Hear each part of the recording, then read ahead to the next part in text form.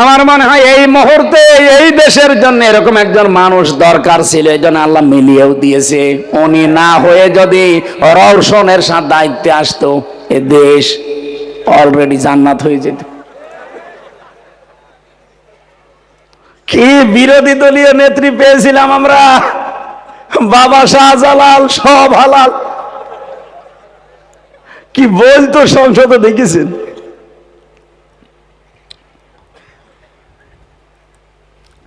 এই 54 বছরে আমাদের বিরুদ্ধে যত মিথ্যা কথা আমাদের প্রতিবেশী নামে কলঙ্ক এরা ছড়িয়েছে, তাম পৃথিবীর 257টা রাষ্ট্রের প্রতিবেশীরা এত মিথ্যা কথা বলে না। ভয়েস অফ আমেরিকা, মাইক্রোসফট এরা রিপোর্ট দিচ্ছে তাম পৃথিবীতে সবচাইতে বেশি মিথ্যা কথা বলে ইন্ডিয়া। তাহলে এই 54 বছরে আমাদের বিপক্ষে যারা কথা ছড়িয়েছে তাম দুনিয়ায়, এদেশে নাকি সংখ্যালঘু নির্যাতন হয়, এই মিথ্যা কথা বলে বলে তাম দুনিয়ায় আমাদের কালার করেছে এই দাদারা। এই কথা বলেন না কেন? প্রতিবেশী প্রতিবেশীর মতো থাকবেন, কারণ প্রতিবেশী তো পাল্টানো যায় না। চরিত্র যদি না পাল্টান, আমাদের কাছে পরে চরিত্র শিখে নিন। আমি যে কথা তুলেছিলাম যে কোরআন থেকে ওরা হালকা কিছু নিয়েছে, তাই দাঁড়িয়ে গেছে। সুতরাং আমরাও যদি সত্যিই কিছু নিতে পারি, আমরাও দাঁড়িয়ে যেতে পারবো ইনশাআল্লাহ। আমি কয়েকদিন আগে মালয়েশিয়া ছিলাম, তারাও আজ 2004 সালের পর থেকে দাঁড়িয়ে গেছে। তারা একটা বিষয় আমি দেখেছি, ওদের দেশে খাদ্যে ভেজাল এটা নেই। যদি খাদ্যে কেউ ঔষধ দেয়, ভেজাল করে, যদি ধরা পড়ে সঙ্গে সঙ্গে মেরে ফেলবে, ওর কোনো বিচার আচার নেই। বাংলাদেশের রাজশাহীর বাগমারার একজন আছে, আমার কুষ্টিয়া বিশ্ববিদ্যালয়ের বড় ভাই আব্দুল জব্বার মন্ডল, এই যে অভিযান চালাচ্ছে বিভিন্ন জায়গায় খাদ্যের উপরে, আপনি দেখেছেন না? আপনাদের রাজশাহীর জন্য একজন গর্ব। বাংলাদেশে মাত্র 200 জন অফিসার যদি এরকম আমরা পেতাম, এদেশে আজ কেউ খাদ্যে ভেজাল দেওয়ার, ঔষধ দেওয়ার, বিষ দেওয়ার সাহস দেখাতো না। তাও তো ওনার হাতে সেরকম কিছু নেই। আমরা চাই অন্যান্য যারা আছেন, বিশেষ করে ম্যাজিস্ট্রেট, সবগুলো যেন আব্দুল জব্বার মন্ডলের মতো হয়। এ দেশটা দাঁড়িয়ে যাবে ইনশাআল্লাহ, আমি বিশ্বাস করি 100%।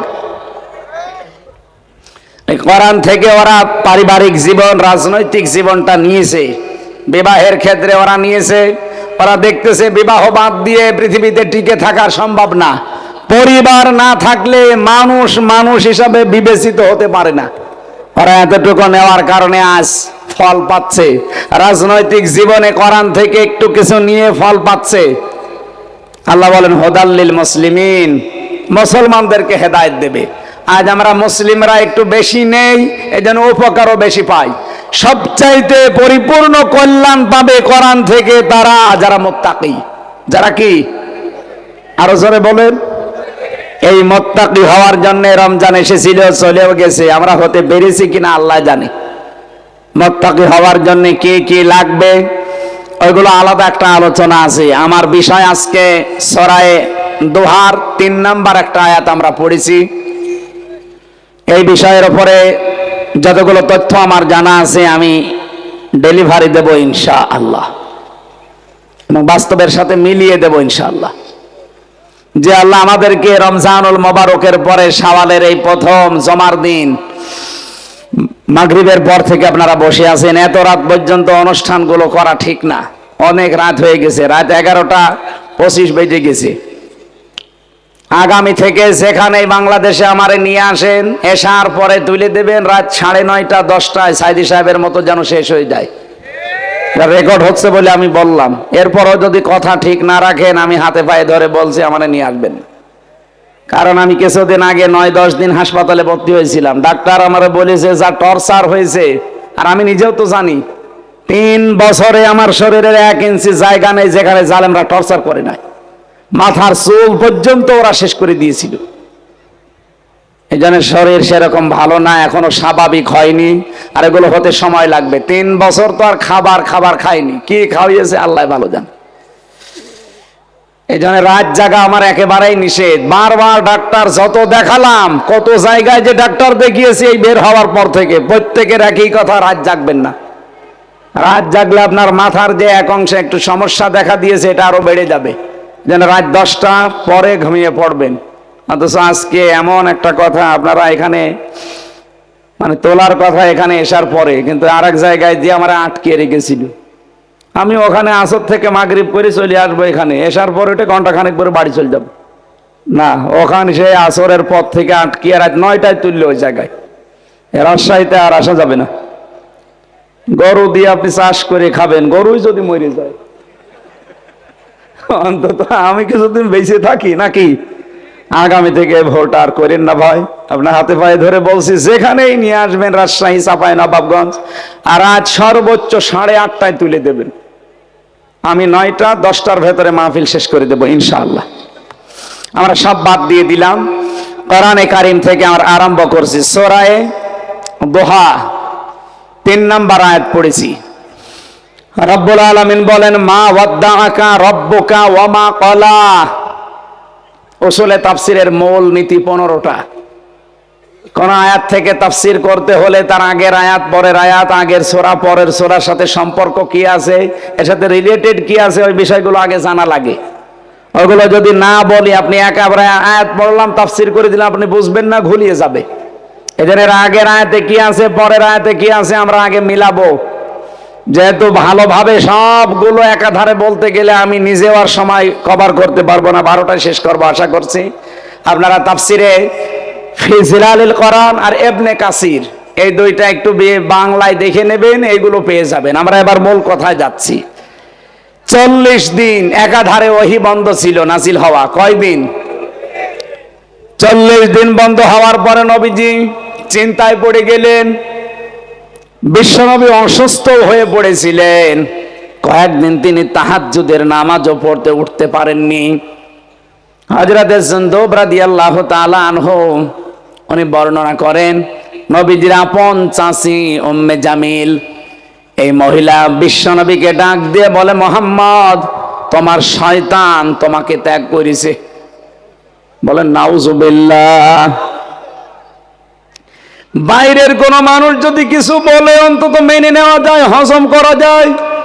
নিজের আপন জন যদি এরকম কোন কথা বলে, কিরকম দুঃখ লাগার কথা আপনি নিজের দিকে তাকিয়ে বলেন।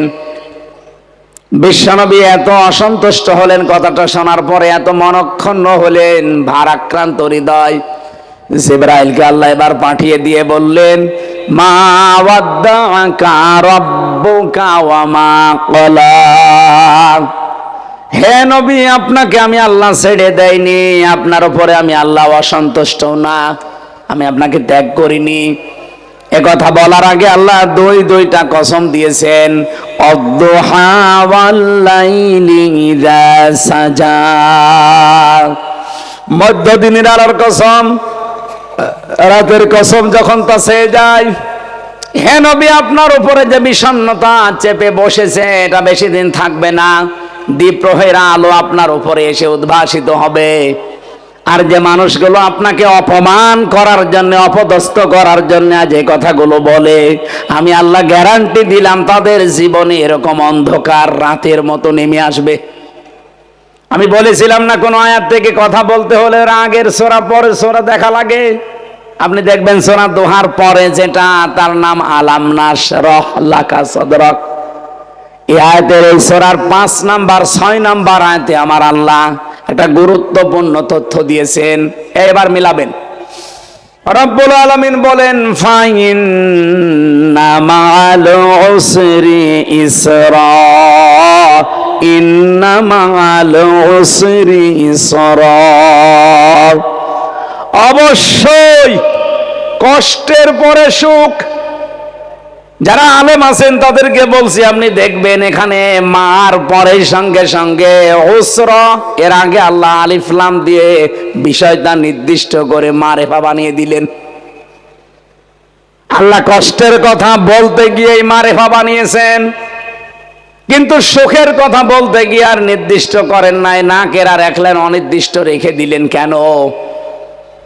তাফসিরে ফি জিলালিল কোরআনে সাজ্জিদ কুতুব রহমাতুল্লাহ আলাইহি লিখেছেন, এই পৃথিবীতে কোনো মানুষ যদি 3টা কারণে কষ্ট ভোগ করে, এদিকে তাকান, তিনটা কারণে যদি ওই লোকটা কষ্ট ভোগ করে একটা, তাহলে কমপক্ষে মহান আল্লাহ ইসরা, যেহেতু একটা নেকির কাজে কমপক্ষে 10 থেকে 70 গুণ পর্যন্ত বৃদ্ধি হয়, এই জন্য আপনি তিনটা কারণে যদি একটা কষ্ট সহ্য করেন, দুনিয়ায় আপনাকে একটা কষ্টের জন্য 70টা সুখ, শান্তি, কল্যাণ আপনার জীবনে আল্লাহ ঢেলে দেবে।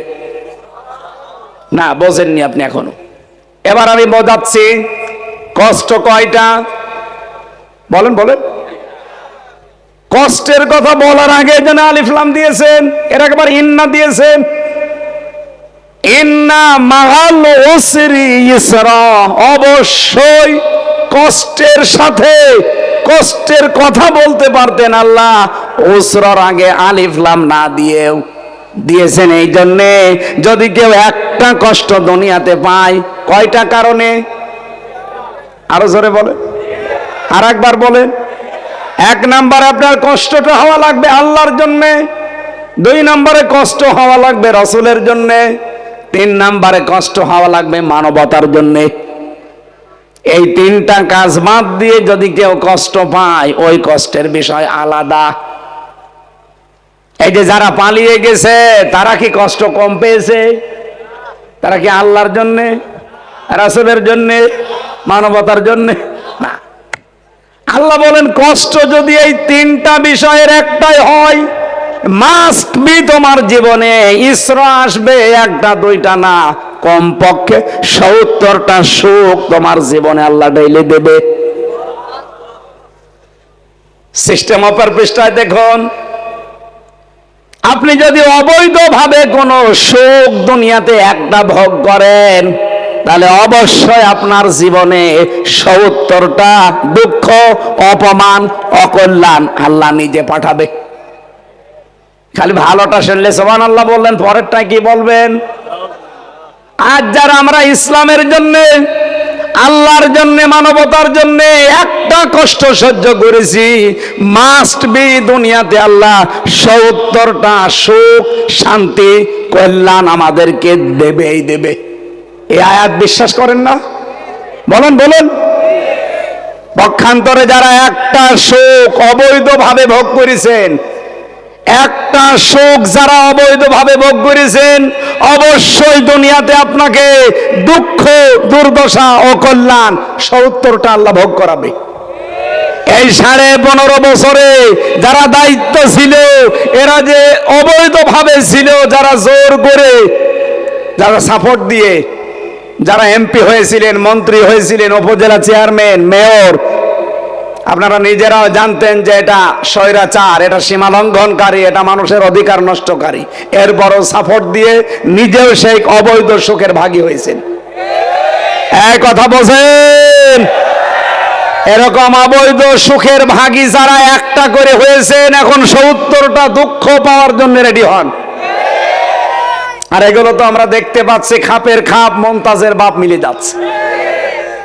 অবৈধভাবে একটা সুখ ভোগ করেছেন, একটার জন্য 70টা অপমান আপনার জন্য রেডি হয়ে আছে। আন্তর্জাতিক আদালতে অলরেডি আল্লাহর ওলির নামে মামলা হয়ে গেছে, যে কোনো সময় ডাক পড়তে পারে। আর ডক্টর মোহাম্মদ ইউনূস আজকে দাদারে যা বলেছে যে হাসিনারে ফেরত দেওয়া লাগবে, এখন মানে বিস্ফোরা হয়ে দেখা দিয়েছে।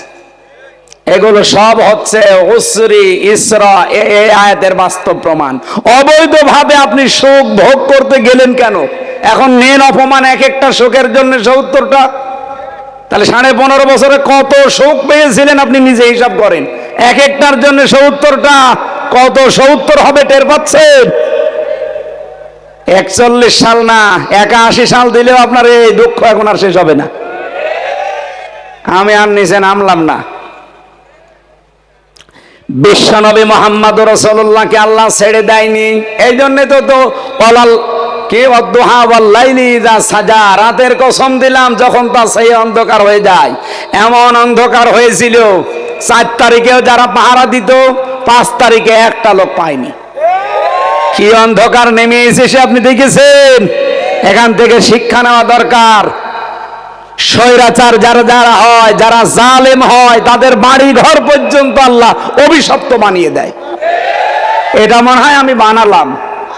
সূরা নমলে 19 নম্বর পারা 20 নম্বর পৃষ্ঠা 7 নম্বর লাইনের 52 নম্বর আয়াতে আছে।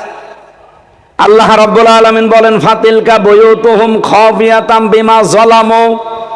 এই সেই ঘরগুলো, আল্লাহ নিজের আঙ্গুল দিয়ে দেখাচ্ছে, এই সেই ঘরগুলো বাইতুন দেয়নি, বুয়ুত বহু বচন, হোম এটা জমির, এই সেই ঘরগুলো, এই সেই রাজশাহীর অমুকের ঘর, লিটনের ঘর, এটা বাদশার ঘর, এটা সেই মোহনপুরের কি জানো নাম আল্লাহর ওলির আইনের ঘর,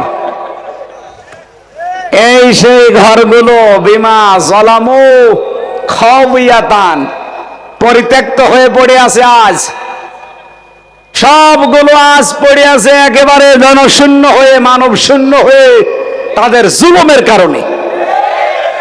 আজ প্রমাণ পাওয়া যাচ্ছে যারা এদেশের দায়িত্ব ছিল অধিকাংশ মানুষের বাড়ির নিচে টর্চার সেল পাওয়া যাচ্ছে। এই পাশের জেলা নাটোর, দেলাওয়ার ভাইয়ের ছেলেকে শিমল নামে এক এমপি ছিল, ওর বাড়ির নিচে মারার পরে, হত্যা করার পরে তার লাশ পাওয়া গেছে 3 দিন পর। প্রত্যেকের বাড়ির নিচে এরকম অবস্থা ছিল। এই জন্য তাদের বাড়ি ঘর আগস্টের 5 তারিখের পরে আল্লাহ সব গায়েব করে দিয়েছে। সূরা নাম 7 নম্বর পারা 12 নম্বর পৃষ্ঠা 4 নম্বর লাইনের 45 নম্বর আয়াতের প্রথম অংশে আছে, ফাকুতিয়া দাবিরুল কওমিল্লাযিনা যালামু। জালেমদের শিকড় কাটা হয়ে গেছে। কেটেছে কে? ওই পতিয়া, এটা মজুল, এর ফাইল জানা নেই, কে কেটেছে কেউ জানে না। আপনি দেখেন সারা বাংলাদেশে জালেমদের বাড়ি ঘর। আমার কুষ্টিয়ার দিকে তাকান, ইনোর বাড়ি আর হানিফের বাড়ি, পায়খানার ইট পর্যন্ত খুলে নিয়ে চলে গেছে। এমনকি পায়খানার প্যানও নেই, প্যানও খুলে নিয়ে চলে গেছে। অথচ 5 তারিখের আগে ঘরের দাপট ছিল কি গো, এখন আর দাপট নেই। আবার দ্বিতীয়বার এই যে ফেব্রুয়ারির 5 তারিখে আযাবুল বুলডোজার নাজির হয়েছিল, আযাবুল বুলডোজার এসে যা বাকি ছিল ও একেবারে মিশে গেছে। এখানে যে সমস্ত জায়গায় জুলুম হয় ওই জায়গাগুলো আল্লাহ অভিশপ্ত করে দেয়। আমার মনে হয় এই 32 নাম্বার তার ভেতরে হবে, তাছাড়া এভাবে মিশে গেল কি করি? আল্লাহর কোরআন তো আর মিথ্যা হওয়ার কথা না। বিমা যালামু, এই জুলুমের কারণে খাওয়াতান, এগুলো সব আমি জনশূন্য করে দেব, তাই হয়ে গেছে। এ পর্যন্ত বলে যদি আল্লাহ শেষ করে দিত আমি আয়াতই পড়তাম না। এরপরে আমাদের জন্য ইন্না ফি যালিকা লা আয়াতান লিকাওমিন ইয়ালামুন, লামে তাকিদ। আল্লাহ বলেন অবশ্যই এর ভেতরে শিক্ষা আছে তোমাদের জন্য, যারা বোঝো, যারা জানো, যারা জ্ঞানী। আমরা যদি সত্যি জ্ঞানী হয়ে থাকি, আগামী থেকে যে মানুষগুলো লাফাচ্ছেন যে তাড়াতাড়ি আমাদের চেয়ার দেন, কি করবেন চেয়ার? 15 বছরে তো চেয়ারের পায়াও পাননি, হঠাৎ আপনি এত পাগল হয়ে গেলেন কি করে যে চেয়ার চাই, চেয়ার চাই? কি করবেন চেয়ার নিয়ে? আজকে ফজু পাগলা নামে একটা লোক আছে কিশোরগঞ্জের, ফজু পাগলা যে স্ট্যাটাস দিয়েছে যে ভারতের সাথে, নরেন্দ্র মোদীর সাথে যাই করেন না কেন কিছু মানি না, নির্বাচন দেন, তাড়াতাড়ি ক্ষমতা হস্তান্তর করেন। ক্ষমতা কি আপনার বাবার নাকি? একটা ট্রাক সরাতে পারেন না আর এখন ক্ষমতা নেবেন মানে? যেভাবে চলছে চলুক, আগে সংস্কার হবে, পরিবর্তন হবে। এই 1628 জন যারা দায়িত্বে ছিল, একটা জালেম আর জালেমের দোষর যেন চেয়ারে না থাকে। তারপরে নির্বাচন। কিসের নির্বাচন এখন? সেই ডিসি ওই ডিসি আছে, শুধু কুড়িগ্রাম থেকে রাজশাহী এসেছে, এই পরিবর্তন। আমরা চাই চেয়ার গুলোতে এই জালেম এবং জালেমদের দোষর এই 15.5 বছরে যারা, একটাও যেন না থাকে, সব পাল্টানো লাগবে। আমিরে জামাত ডক্টর শফিকুর রহমানের এই একটাই ঘোষণা, এই কথা বলছে না কেন? এটা না দিয়ে আবার দেবেন, এই দিনের ভোট রাতে হয়ে যাবে। এক লোক বিবাহ করে কেবল বাসর রাতে বউ রেখে বিড়ি খেতে গেছে বাইরে, হঠাৎ করে স্বামীর বোন এসে বলছে, ভাবি তুমি কি করবা জানি না, আমার কিন্তু ভাতিজা চাই। ঠিক আছে, আমার সময় দিবা না? কিছুক্ষণ পরে এসেছে এই বরের ভাই, বলছে ভাবি কি করবা জানি না, আমাদের কিন্তু ভাতিজা চাই। ছেলে হোক মেয়ে হোক আমাদের লাগবে। ঠিক আছে, তোমার ভাই তো এখন বাইরে, সময় দিবা না। কিছুক্ষণ পরে দাদি শাশুড়ি এসে বলছে, নাতি বউ কি করবা জানি না, আমাদের কিন্তু পতি চাই। শাশুড়ি এসে বলছে, কি করবা জানি না, আমার কিন্তু নাতি চাই। কিছুক্ষণ পরে স্বামী এসেছে, বলছে, বউ আমি ঘুমালাম, কি করবা জানি না, আমার কিন্তু ছেলে চাই। বলছে, তোমার বংশ কি সব পাগলের বংশ? কেবল বিয়ে হয়েছে আর তুমি বিড়ি খাওয়ার জন্য বাইরে, আর এখন ঘুমিয়ে পড়বা? কেউ চায় নাতি, কেউ চায় পতি, কেউ চায় ভাতিজা, আমি কি ডাউনলোড করে নিয়ে আসবো? আমার 10 মাস 10 দিন সময় দেওয়া লাগবে না। এক কথা বলছে না কেন? এখনো তো 10 মাস 10 দিন হয়নি, কেবল চলছে 7.5 মাস। এক কথা বলেন না কেন? আপনারা যান, আমরাও চাই, অসুবিধা নেই। যেই যাক সামনে তারা যেন আয়াতানে লামে তাকিদের কথা মনে রাখে, কারণ তাকিদ হামজার না, তাকিদ রুহুল আমিনের না, কার? আল্লাহ বলেন অবশ্যই এর ভেতরে শিক্ষা আছে যারা জ্ঞানী তাদের জন্য। সুতরাং যারা আগামীতে চেয়ারে বসবেন, সিদ্ধান্ত নিয়ে বসবেন, যদি এরকম স্বৈরাচারী কাজ কারবার কিছু করেন না, 5 বছর পরে আপনার বাড়িও ঠিক হানিফের মতো শ্মশান হয়ে যাবে। কিন্তু করবে কে? না না, কেউ জানে না। ফাকুতিয়া এর কোন কর্তাই জানা নেই। আমি আশা করছি সাবধান হবেন। সামনে যারা আসেন, কে আসবেন আমরা জানি না, যারা আসেন আমাদের কোনো অসুবিধা নেই, কিন্তু আপনি জালেম হয়ে না যান। জালেম হয়ে গেলে কিন্তু ছাত্র জনতা ঘুমিয়ে পড়বে না। কথা বলেন ঠিক কিনা? আমার ভাইরা, নবীজিকে আল্লাহ যে সান্ত্বনা দিলেন, আপনাকে আমি আল্লাহ কিন্তু ছেড়ে দেয়নি। এখান থেকে জিলালিল কোরআন থেকে আমি বারবার বলছি, কারণ জেলখানার ভেতরে 3 বছর আমার কোনো বই পড়তে দিত না বাইরে থেকে, শুধু আজহার সাহেব যা দিত ওইটা বাদ দিয়ে। কারারক্ষীরে মাঝে মাঝে বলতাম, ভাই 3 বছর হয়ে গেল, এই যে কারারক্ষী তাও হিন্দু আসতো, দেবদুলাল, সুব্রত বালা, এ ছাতা ও আলেমও বোঝে না, জালেমও বোঝে না। ওনারে বললাম, ভাই সবসময় তালা লাগিয়ে রাখেন, এই ফাঁসির কন্ডেম সেলের ভেতরে একটু বই দিতে পারেন না? ও বই নিয়ে এসেছে বঙ্গবন্ধুর আত্মজীবন, ভালো বই নিয়ে আসতে পারেন না? হুজুর আগামী সপ্তাহে আমার ডিউটি হবে, আমি ভালো বই নিয়ে আসবো। নিয়ে এসেছে বঙ্গবন্ধুর চীন সফর, আর বই নেই। হ্যাঁ, আমি লাইব্রেরিতে যাব, লাইব্রেরিতে নিয়ে এসেছে বঙ্গবন্ধুর ছেলেবেলা। তোর বই নিয়ে আসার দরকার নেই ভাই, তুই যা। পরে দেখি একজন মুসলমান কারারক্ষী, আশরাফুল, ও সাতক্ষীরায় বাড়ি। ওরে বললাম, ভাই অন্তত আপনার এখানে তো আশরাফুল লেখা আছে, আপনি তো আর ওই দেবদুলালের মতো না, তো অন্তত এক কাজ করেন, এটা তাফসিরে নিয়ে দিয়ে আমারে। আল্লাহর ইশারা, ও পরের দিন 2টা তাফসির নিয়ে এসেছে, আমি যেই 2টা সবচাইতে বেশি ভালোবাসি, তাফসিরে ফি জিলালিল কোরআন আর তাফসিরে তাফহিমুল কোরআন। এই সময় পেয়েছিলাম বিস্তর, এই জন্য রেফারেন্স গুলো এখান থেকে দিচ্ছি, কারণ পড়েছি এই 2টা বেশি বেশি, বাকিগুলো তো পড়তেও দেয়নি, সময়ও পাইনি। মুসা আলাইহিস সালামের একটা ঘটনা আয়াতের সাথে মিল করে তাফসিরে মুফাসসিরে বোঝাতে চেয়েছেন, বাস্তব। এইদিকে তাকান, নাকি শেষ করে দেব? আর 15-20 মিনিট থাকা যাবে না? না, 12:30 হলে আবার তাহাজ্জুদের সময় চলে আসবে, আমার আবার নামাজ পড়া লাগবে না। আমি খুব তাড়াতাড়ি করবো ইনশাল্লাহ, যত তাড়াতাড়ি পারি। আল্লাহ রাব্বুল আলামিন হযরতে মুসা আলাইহিস সালাম, তিনি 23 বছর বয়সে কিন্তু মিশর ছেলে চলে গিয়েছিলেন মাদায়েন। কত বছর বলেন বলেন? আপনি বাংলাদেশের দিকে তাকান, যেই মানুষগুলো এই স্বৈরাচার হাসিনাকে বিদায় দিয়েছে, এই ছাত্র ছাত্রী ভাইদের বয়স বেশিরভাগ ছিল 22-23। কথা বলেন না কেন?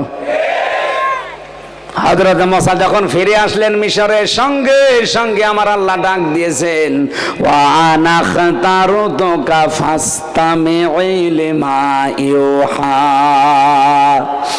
এ মুসা, তোমাকে আমি আমার আল্লাহর জন্য, আমি নিজের জন্য নির্বাচিত করেছি, মনোনীত করেছি, তোমাকে আমার জন্য আমি বানিয়েছি। ইন্নানি আনাল্লাহ, অবশ্যই আমি আল্লাহ, লা ইলাহা ইল্লাহু, আমি ছাড়া কেউ নেই, ফাবুদনি, আমার ইবাদত করো, ওয়া আকিমিস সালাতা লিযিকরি, আমার স্মরণের জন্য নামাজ পড়ো। চলছিল বেশ কয়েকদিন এভাবে। আল্লাহ রাব্বুল আলামিন সঙ্গে সঙ্গে তাকে ডাক দিয়েছেন, ইযহাব ইলা ফিরআউনা ইন্নাহু তাগা, হে মুসা ফেরাউনের কাছে যাও, সে তগুত হয়ে গেছে। কি হয়েছে বলেন বলেন? সে সীমা লঙ্ঘন করে ফেলেছে, তার কাছে যাও। এই যে এর আগে যে সরকারটা ছিল তারাও কিন্তু তগুত হয়ে গিয়েছিল। কারণ তগুত হওয়ার জন্য প্রথম দুইটা কাজ করা লাগে।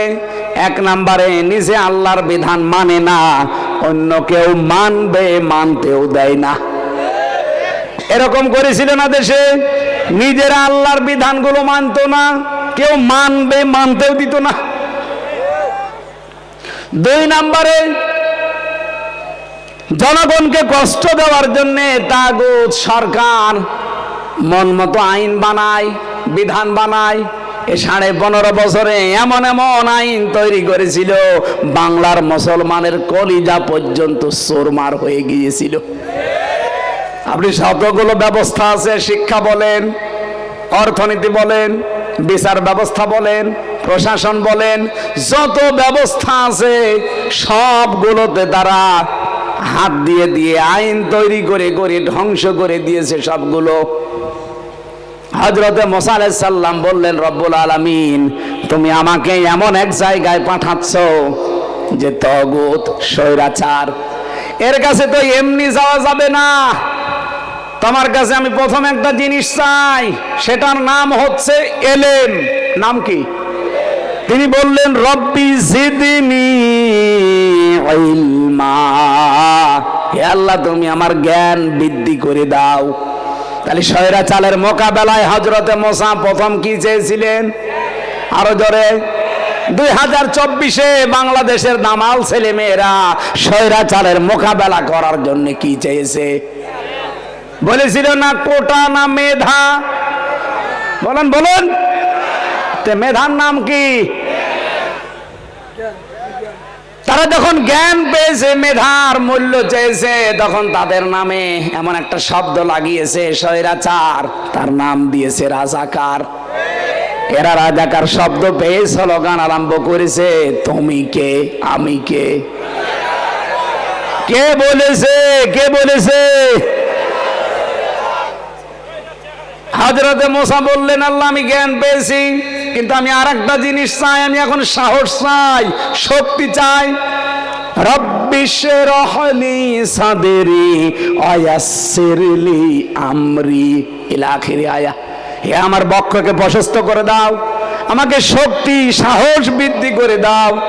আপনি 15.5 বছরে বিএনপির মতো এত বড় দল, জামাতের মতো এত বড় দল, আরো বড় বড় রাজনৈতিক দল, স্বৈরাচারের একটা চেয়ারের পায়া 1 ইঞ্চি নড়াতে পারে নাই, অথচ এরা খালি হাতে, এদের বুকের ভেতরে আল্লাহ এত সাহস দিয়েছিল, প্রশাসনের সামনে নিজের বুক পর্যন্ত দিয়ে তারা পাহাড়ের মতো দাঁড়িয়েছিল।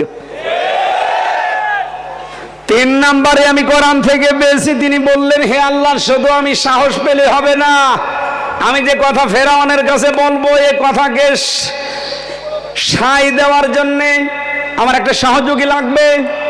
তুমি আমাকে এমন একটা বক্তা দাও যে বক্তার কথা হবে প্রাঞ্জল, স্পষ্ট ভাষী, কারণ আমার তো জিহ্বা ছোট।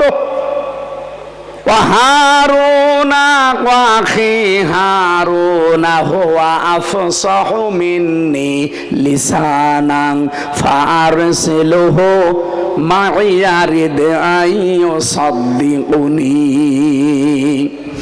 সূরা কসসের ভেতরে আছে, তিনি বললেন আমার ভাই হারুনকে আমার সাথে সঙ্গী সাথী সহযোগী বানিয়ে দাও, আমি স্বৈরাচারের সামনে যে আমার ভাইকে দিয়ে কিছু কথা বলাতে চাই, কারণ তার কথাগুলো বোঝা যায়, স্পষ্ট প্রাঞ্জল ভাষী। তার মানে বোঝা যাচ্ছে এই দেশে যারা একামতে দিনের দায়িত্ব পালন করছেন, আপনাদেরকে এই জাতির সামনে উপস্থাপন করতে হলে আপনারা যদি কথা বলার মতো ওই জায়গায় না থাকেন, এমন এমন বক্তা আপনাদের পেছনে থাকা লাগবে যে বক্তাদের কথা স্পষ্ট প্রাঞ্জল ভাষী। তার ভেতরে রুহুল আমিন একজন। এইরকম রুহুল আমিন বাংলাদেশে যত হাজার হাজার আছে, আজ তাদেরকে আমার মনে হয় কাজে লাগানোর সময় এসেছে। কারণ মুসা আলাইহিস সালাম যে সত্য নবী ছিলেন, তিনি যে সঠিক ছিলেন, হক ছিলেন, সেটা সুন্দরভাবে উপস্থাপন করার জন্য রুহুল আমিন দরকার আছে না নেই? এজন্য বাংলাদেশে এখন বক্তাদেরও এই ভাষায় কথা বলা লাগবে, যেমন বলেছিলেন হযরতে মূসা। শুধু এতটুকুই শেষ না, 3-4 নম্বরে তিনি বলেছিলেন, আল্লাহ আমরা ঐক্য চাই, আমি ঐক্যবদ্ধ একটা শক্তি চাই। আজ বাংলাদেশের দিকে তাকালে আমি এটা 100 ভাগ মিলাতে পেরেছি। স্বৈরাচার পতনের জন্য ছোট ছোট বাচ্চারা শুধুমাত্র 14 দল বাদ দিয়ে বাংলাদেশের সব ছাত্র ছাত্রী এক হয়ে গিয়েছিল। কিসের ছাত্র দল, কিসের ছাত্র শিবির, কিসের ছাত্র মৈত্রী, কিসের ছাত্র ইউনিয়ন, 1 থেকে শুরু করে মাস্টার্স পর্যন্ত যারা আছে সব হয়ে গিয়েছিল এক। কথা বলে না কেন? এজন্য আজ সময় এসেছে, বাংলাদেশকে পৃথিবীতে যদি দাঁড় করাতে চান, স্বৈরাচার মুক্ত যদি এই পৃথিবীতে বাংলাদেশ উপহার দিতে চান, আগামীতে কোন স্বৈরাচার যেন মাথা চাড়া দিয়ে উঠতে না পারে, এটা যদি দেখতে চান, দলাদলি পালাপালি লাফালাফি সব বাদ, সব এখন এক হওয়া লাগবে। যদি আবার ভুল করেন 100 বছরের সুযোগ আর আসবে না। শেষে বালির টিরাকে নড়াতে আর পারবেন না কিয়ামতের আগে। 5 নম্বরে আমি পেয়েছিলাম হযরতে মূসা ডাক দিয়েছি, আল্লাহ আমি শুধু ঐক্য চাই না, আমি সরঞ্জাম চাই, আমার কিছু সরঞ্জাম দাও, আমি এই স্বৈরাচারের সামনে যাব। আল্লাহ পাক বলেন, যাও তোমাকে আমি লাঠি দিলাম, ওমা তিলকা বিয়ামিনিকা ইয়া মূসা, আমার হাতে কি? বলে লাঠি। বলে এটা লাঠি, শুধু লাঠি না, ছেড়ে দাও। তিনি লাঠি ছেড়ে দিয়ে কি হয়েছিল? এখানে লাঠির ভেতরে আমার আল্লাহ এমন শক্তি পাওয়ার ক্ষমতা দিয়েছেন, স্বৈরাচারের যত শক্তি ক্ষমতা আছে সবগুলো ধ্বংস করার শক্তি ওই লাঠির ভেতরে ছিল। বাংলাদেশের 18 কোটি মানুষ আমাদের উচিত হবে এমন এমন লাঠি 18 কোটি মানুষের 36 কোটি হাঁটে থাকা লাগবে। যদি কোনো স্বৈরাচার মাথা ছাড়া দিয়ে উঠতে চায়, মূসা নবীর মতো লাঠি ব্যবহার করা লাগবে। এটা আমাদের পূর্বপুরুষ যারা তারা দেখিয়ে গেল। এই যে আবু সাইদ, হাতের ভেতরে কি ছিল? এই কথা বলছে না কেন? আপনি দেখেননি? তামাম দুনিয়া এটা দেখেছে, যখন গুলি লাগতেছে তারপরও লাঠি ছাড়ে নাই। এ লাঠি বলতে শুধু হাজে আবু সাইদের বাঁশের লাঠি না, এমন এমন লাঠি তৈরি করা লাগবে। বাংলাদেশে যে অ্যাটম বম নেই,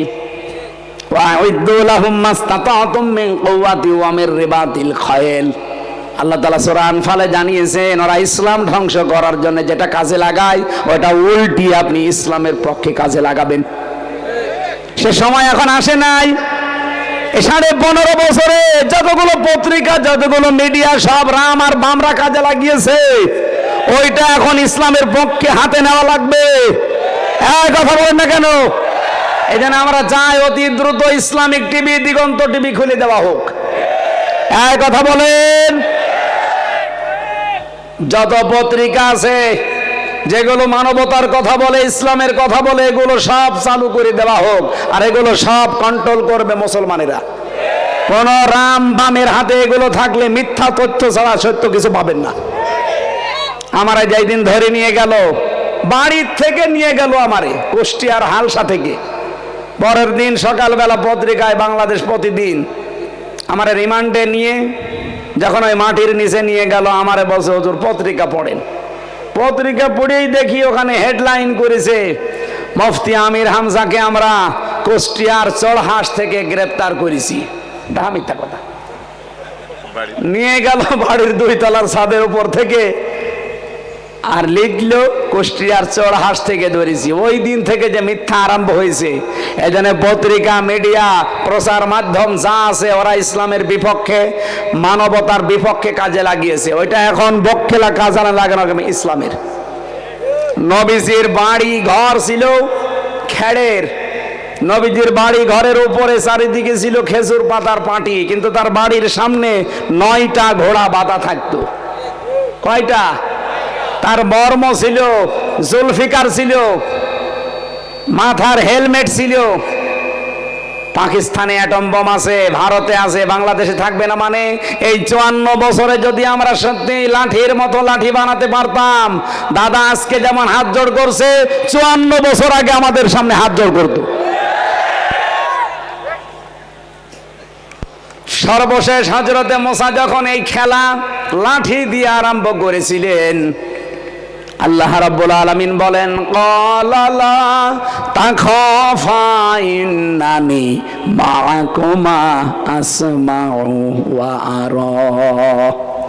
হে মুসা, তুমি কি মনে করো এই অলিক লাঠিগুলো, অলিক এই জাদুঘরের এই জাদু সাপ বিচ্ছুগুলো দেখে মানুষ হিসাবে তুমি ভয় পেয়ে গেছো? তুমি কি মনে করছো ময়দানে ছেড়ে দিয়ে আমি আল্লাহ কিছুই বুঝি না, কিছুই জানি না, দেখি না? আসমাউ, আমি সব শুনতে পাচ্ছি, ও আরো, আমি সব দেখতে পাচ্ছি। মুসা আলাইহিস সালামকে যদি আল্লাহ হাজার হাজার বছর আগে এই কথাগুলো জানাতে পারে, মুসা নবী যা চেয়ে নিয়েছিলেন ওগুলো আমার নবী চাওয়া লাগে নাই, চাওয়ার আগে আল্লাহ নিজেই তাকে দিয়ে দিয়েছেন। 2 নম্বরে হযরতে মুসা যেটা বলেছিলেন, রব্বি ইশরাহ লি সাদরি, আমার বক্ষকে উন্মুক্ত করে দাও, আমাকে সাহস দাও, শক্তি দাও, এটা তিনি চেয়েছিলেন। আর আমাদের নবী মুহাম্মদুর রাসূলুল্লাহকে আমার আল্লাহ নিজে এটা উপহার দিয়েছেন। আলাম নাশরাহ লাকা সাদরাক, হে নবী, আমি কি আপনার বক্ষকে উন্মুক্ত করে দেইনি? আপনার বুকের ভেতরে কি সাহস আমি জোগাইনি? সুবহানাল্লাহ বলতে পারেন না? মুসা আলাইহিস সালামকে যেমন আল্লাহ বলেছিলেন, আপনাকে আমি দেখতে পাচ্ছি, ময়দানে নামিয়ে আমি কিন্তু সব শুনতে পাচ্ছি, কোনো ভয় নেই, কোনো চিন্তা নেই, যে দায়িত্ব দিয়েছি আপনাকে নির্বাচিত করে আপনি পালন করেন। আমাদের নবী মুহাম্মদুর রাসূলুল্লাহকে আল্লাহ এই কথাই জানিয়েছিলেন 1500 বছর আগে। এই আয়াত যেহেতু এখনো কোরআনে আছে, নবীর উম্মত এখন আমরা যারা 100% খাঁটি উম্মত, কোনো ভয় করবেন না, কোনো চিন্তা নেই। আল্লাহ আমাদের ছেড়ে দেয়নি, আমাদের আল্লাহ ভুলেও যায়নি, আমাদের ওপর আল্লাহ অসন্তুষ্ট না। ওয়ালাল আখিরাতু খায়রুল লাকা মিনাল উলা, আমাদের পূর্বের চাইতে সামনে ভালো। এ গ্যারান্টি দিচ্ছে কে? আরো জোরে বলেন। সামনে আমাদের জন্য দিন অপেক্ষা করছে, সুতরাং সেই দিন দেখার জন্য আমরা আশায় আছি। এখন যদি আমরা ভুল করি কোনো সিদ্ধান্ত নিতে, আমি বললাম না 100 বছর পিছিয়ে যাবেন, এই জন্য আর ভুল করা যাবে না। আল্লাহ আমাদের উপর অসন্তুষ্ট না, আমাদেরকে ছেড়েও দেয়নি। অবশ্যই দিন দিন এই দেশ সামনে মালয়েশিয়া, সিঙ্গাপুরের মতো দাঁড়িয়ে যাবে। সিঙ্গাপুর ওরা মাছ বিক্রি করে খেত, কারণ চারিদিকে ওদের সাগর দেখলাম, শুধু একটা দ্বীপ। তারা যদি দাঁড়িয়ে যেতে পারে মালয়েশিয়ার মতো, মা এই বাংলাদেশের 5 ডবল বড় দেশটা, খালি পাম গাছ আর পাহাড়, এরা যদি দাঁড়িয়ে যেতে পারে তাদের সততার কারণে, এই দেশটাও দাঁড়িয়ে যাবে ইনশাআল্লাহ। মুফাসসির বাইজাবিতে লিখেছে, পৃথিবীতে একটাই মাত্র কিতাব আল্লাহ নাজিল করেছে যেটা মানুষকে হেদায়েত দিতে পারে, হুদাল লিল মুত্তাকিন। এই যে হুদা শব্দটা, এটা যদি ইসমে ফাইল থেকে আপনি ধরেন, ইফিদ মানাল ইসমে ফাইল, এই শব্দের বাংলা অর্থ দাঁড়ায় হেদায়েত দেওয়ার ক্ষমতা কিয়ামত পর্যন্ত একটা কিতাবের আছে, তার নাম কোরআন শরীফ। এজন্য কিতাব বলা হয় কোরআনকে, আর যা আছে দুনিয়ায় সব এই কিতাবের ব্যাখ্যা। নবীজি বলেন, মানিত তাবাল হুদা বিগাইরিল কোরআন আদাল্লাহুল্লাহ। তিরমিজি শরীফের হাদিস। আপনি যদি হেদায়েত পাওয়ার জন্য কোরআন বাদে কোন জায়গায় ধর্ণা দেন, আপনার নিয়ত যদি ভালো থাকে, আল্লাহ নিজে দায়িত্ব নিয়ে আপনাকে গোমরা বানিয়ে দেবে। রাজশাহীবাসী শব্দের দিকে খেয়াল করেন। আদাল্লাহ ইউবিল্লু, এটা বাবেল ফাল থেকে এসেছে। যদি দল্লা শব্দ দিতেন সলাসি মুজাররদের কায়দা, তাহলে বাংলা অর্থ আসতো আপনি নিজেই নিজেকে গোমরা বানিয়ে ফেলেছেন। আদাল্লাহ বাবে ইফাল থেকে আসার কারণে বাবের খাসিয়াত আছে প্রায় 9টা। আমি 43টা বাব একেবারে সূরা ফাতিহার মতো মুখস্থ করেছিলাম এবং প্র্যাকটিক্যালে মিলিয়েছিলাম কোরআন আর হাদিসের সাথে। আমি এই 9টা খাসিয়াতের ভেতরে প্রথম পেয়েছি এটা আদাল্লাহ ইউবিল্লু। এর বাংলা অর্থ প্রথমেই দাঁড়াবে আল্লাহ নিজে আপনাকে দায়িত্ব নিয়ে খারাপ গোমরা বানিয়ে দেবে। এবার আমার প্রশ্ন, পৃথিবীতে হেদায়েত দেওয়ার একচ্ছত্র মালিকানা হামজার। আপনি কি ঘুমাচ্ছেন? কার নাম বললাম? আমার হাতে ক্ষমতা আছে, আপনি কিছু জবাব দিচ্ছেন না। হেদায়েত দেওয়ার একচ্ছত্র মালিকানা কার? আরো জোরে বলেন। উনি যদি বলেন যে আমি নিজে ধরে গোমরা বানিয়ে দেব, কোন বাবা আছে আপনার হেদায়েত দিতে পারে? সুতরাং আজকের এই ময়দানে যারা এসেছেন, এটা রেকর্ড হচ্ছে, সারা পৃথিবীতে বাংলা ভাষাভাষী মানুষ শুনবে। সবাইকে উদ্দেশ্য করে বলছি, সিদ্ধান্ত নেওয়া লাগবে কঠিন ভাবে। বাংলাদেশে যেই পীরের দরবারে কোরআন নেই, কোরআনের কর্মসূচি নেই, ওই দরবার যদি আমার বাবাও কায়েম করে, আমি ওই দরবারে নেই। ওখানে যদি আমি ভালো হওয়ার নিয়তেও থাকি, আমাকে খারাপ বানাবে কে? এটা যে হয় বাংলাদেশের প্রমাণ পেয়েছেন কুষ্টিয়ার লালনের মাজার। মানুষ কিন্তু ভালো হওয়ার নিয়তে যায়, কিন্তু কোরআন সেখানে নেই, কোরআনের কর্মসূচি চলে না। এই জন্য হাজারো মানুষের রাজশাহী, চাঁপাইনবাবগঞ্জ, নওগাঁ থেকে যায়, বউ ছেলে মেয়ে সব নিয়ে যায়। তো ভালো হওয়ার পরিবর্তে আরো খারাপ হয়। আগে গাঁজা খেত না, এখন গাঁজা খায়। আগে বিড়ি সিগারেট বুঝতো না, এখন বিড়ি খায়। ওকে ভালো হয়েছে না খারাপ হয়েছে? ওকে খারাপ বানিয়েছে কে? কেন? কোরআন যেখানে নেই, তুই গেলি কেন? এক কথা বলছে না কেন? আর একটু সামনে যাই, আমি বললাম জবাব দেওয়া লাগবে। 48,000-এর উপরে বাংলাদেশে এখন সরকারি জরিপে দরবার আছে। হাতে গোনা কয়েকটা বাদ দিয়ে অধিকাংশ জায়গায় আপনি কোরআনের কোন নিয়ম পাবেন না। ওর বাবারা যে নিয়ম বানিয়েছে ওইটা চলে। এখানে অধিকাংশ জায়গায় দেখি মানুষ ভালো হওয়ার নিয়তে যায়, কিন্তু খারাপ হয়ে যায়। আল্লাহ নিজে তাদেরকে খারাপ করে দিয়েছে সেখানে কোরআন না থাকার কারণে। যদিও তার নিয়ত ভালো ছিল, কিন্তু কোরআন নেই, আপনি গেলেন কেন? বাংলাদেশে যে রাজনৈতিক দলের কর্মসূচিতে কোরআন নেই, ওই দল যদি আমার বাবাও প্রতিষ্ঠাতা, তারপরও আমি ওই দলে নেই। এটা মানতে পারবেন? কারণ হাত তোলেন তো। আন্দাজে হাত তুলবেন না ভাই।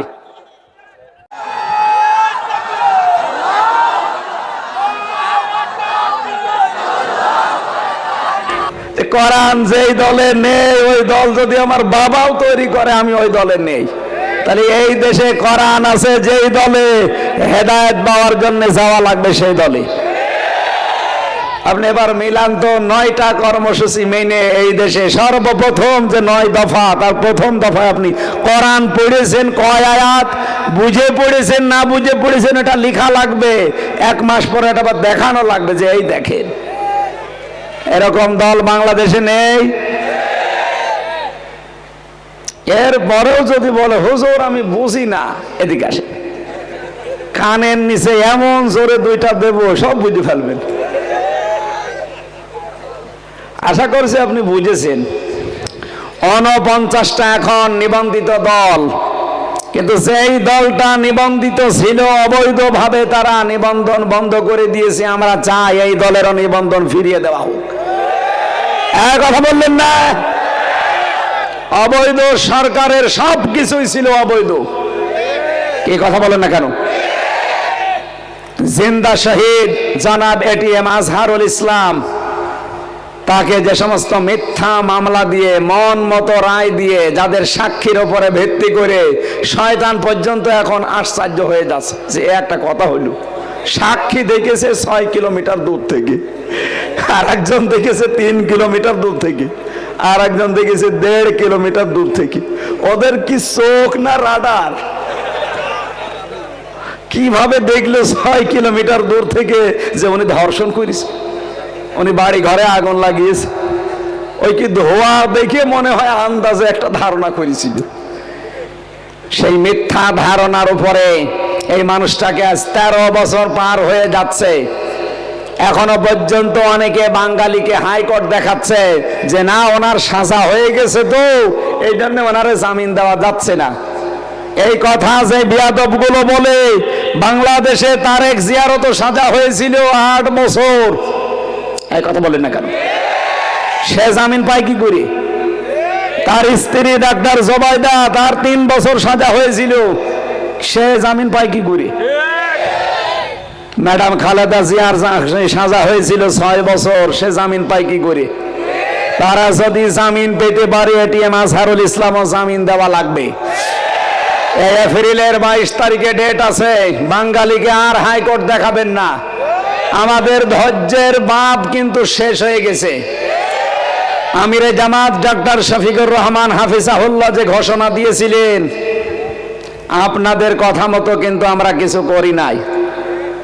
22 তারিখেও যদি টাল বাহানা করেন, হাইকোর্ট যদি আর দেখাতে চান বাঙালিকে, কোন হাইকোর্ট সুপ্রিম কোর্ট দেখা হবে না।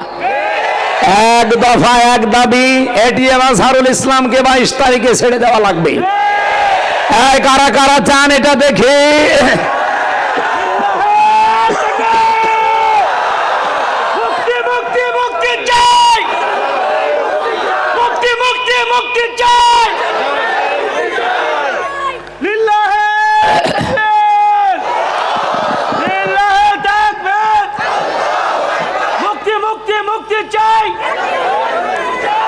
ঠিক আছে ভাই, রাজনৈতিক গন্ধ খুঁজবেন না। অনেকে এই কথা বলছে কয়েকদিন যে ওনার সাজা হয়ে গেছে, তাহলে বাকিগুলোরও তো সাজা হয়েছিল।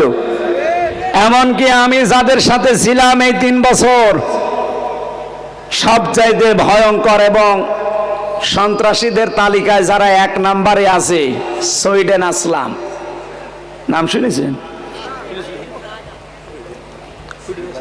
আসলাম ভাই নামে একটা সিনেমা আছে না, নায়ক মান্নার?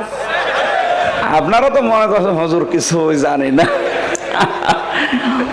উনি আমার একদিন রাতের বেলা এসে আমরা বলছে, হুজুর কে আপনি? আসরের নামাজ পড়ার সঙ্গে সঙ্গে সব তালা লাগিয়ে দেয়, আর আপনি রাত 9টায় এসেছে? বলছে আমি সুইডেন আসলাম। আমি বলছি ভাই কি বলবেন বলেন। মানে আমি সব ভুলে গেছি। ওরে বাবা, এই লোকটার নাম আমি আজ 3 বছর শুনছি। চেহারা দেখলে আপনি যত বড় সাহসী মানুষ হন, 1 গ্লাস পানি খাওয়া লাগবে। এইরকম লম্বা চওড়া, এইরকম ভয়ঙ্কর মানুষ, নাম শুনে বোঝা যাচ্ছে না কিরকম হবে। সুইডেন ওনার জীবনী নিয়ে সিনেমা বানিয়েছে আসলাম ভাই। উনি 27 বছর পরে পরে বের হলো। উনি যদি বের হতে পারে, ডেঞ্জার রাসু যদি বের হতে পারে, ভয়ঙ্কর তাজ যদি বের হতে পারে, আরেকজন ভেতরে আছে মুকিম গাজী, 260 বছর জেল। মনে হয় কিয়ামতের পরে বের হবে। আমি ওনারে একদিন বললাম, ভাই আপনি কয় বছর জেল? 260। আপনি বের হবেন?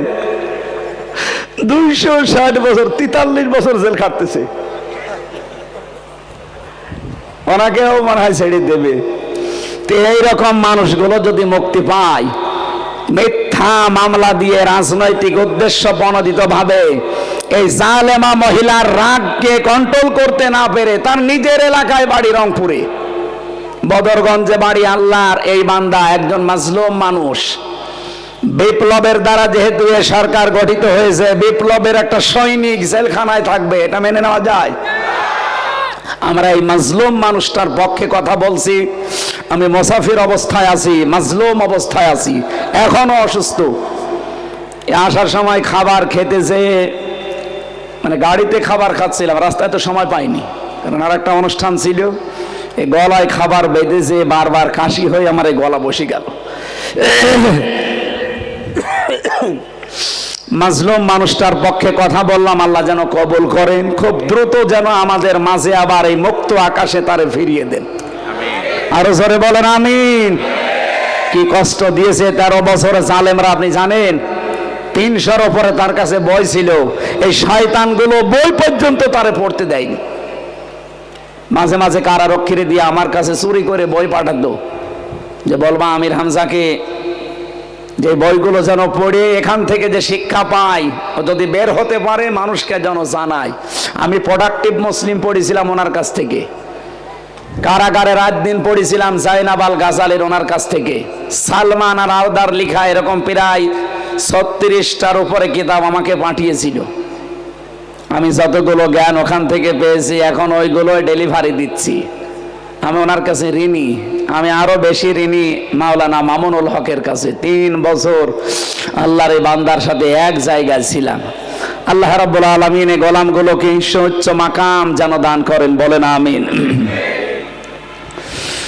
কোরআনে কারিমের যে আয়াতটা পড়েছিলাম, জালিকাল কিতাবুল লা রাইবা ফি, কোরআনের হেদায়েত দেওয়ার ক্ষমতা আছে, তাও একচ্ছত্রভাবে পৃথিবীর আর কোন কিতাব মানুষকে হেদায়েত দিতে পারে?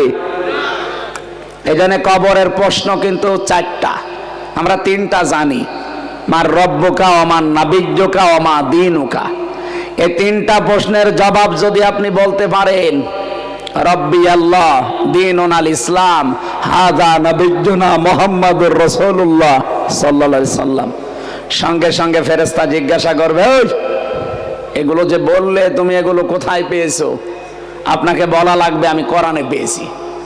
কোথায়? কারণ কোরআন শরীফ ফেরেশতারা চেনে। আপনি যদি বলেন যে আমি ফাজাইলে আমালে পেয়েছি, দাঁত মুখ যা আছে সব খুলে ফেলবে, কারণ ফেরেশতারা ও কিতাব চেনে। এই কথা বলছেন কেন?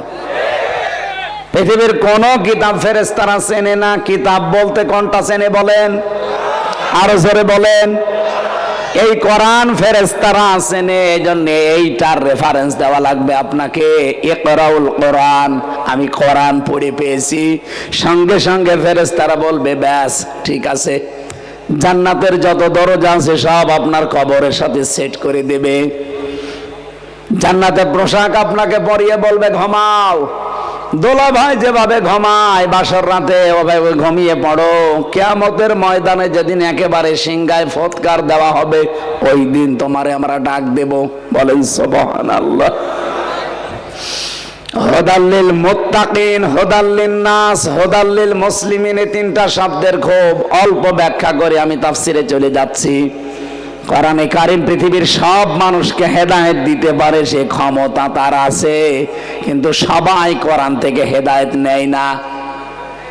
পৃথিবীতে যারাই কোরআন থেকে কিছুটা কিছু নেয় তারা অতটুকু উপকার পায়। আপনি তামাম পৃথিবীর অন্যান্য জাতির দিকে তাকান, তারা কোরআনে কারিম আল্লাহর কিতাব এটা বিশ্বাস করে না, কিন্তু এখান থেকে যতটুকু তারা নিয়েছে অতটুকু উপকার কল্যাণ পেয়েছে। অমুসলিমরা তারা আজ পারিবারিক জীবনে, রাজনৈতিক জীবনে কোরআনে কারিম থেকে বিধান নিয়েছে। এই যে আমেরিকা, আজ 236 বছর চলছে ওদের। এই 236 বছরের ভেতরে আজ পর্যন্ত কোনদিন কোরআনে কারিমের একটা আয়াত তারা মেনে চলে, বিশ্বাস করে না কিন্তু মেনে চলে।